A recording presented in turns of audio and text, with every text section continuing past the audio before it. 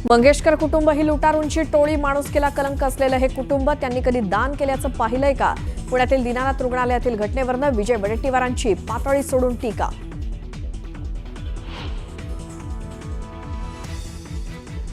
धर्मादाय रुग्णालयात निधी असतो, मग ते पैसे पुजायला ठेवलेत का? मंगेशकर रुग्णालयातील निधीबाबत अजित पवारांचा सवाल.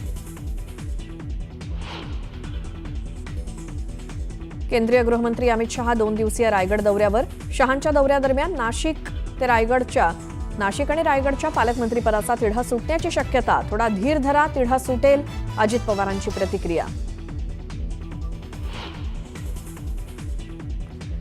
मंगेशकर कुटुंबियांबद्दल जनतेच्या मनात आदर, कुणाही वादग्रस्त वक्तव्य कुणी करू नये, अजित पवारांनी विजय वडेट्टीवारांना सुनावलं.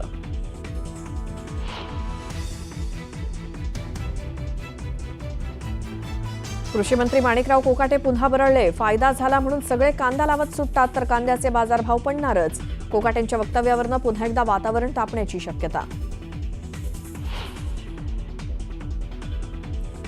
अश्विनी बिद्रे हत्याकांडाच्या आरोपींना आज सुनावणार शिक्षा. अभय कुरुंदकरसह 3 जण दोषी. मृतदेहाचे तुकडे करून वसई खाडीत फेकल्याचा आरोप.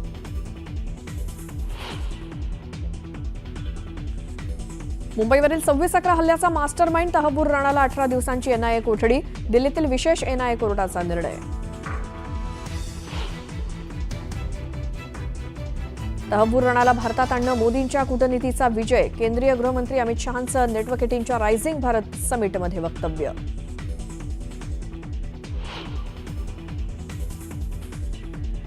सतरा दिवसांनंतर प्रशांत कोरटकर आज जेल बाहेर येणार. कोल्हापूर जिल्हा सत्र न्यायालयाकडून प्रशांत कोरटकरला जामीन मंजूर.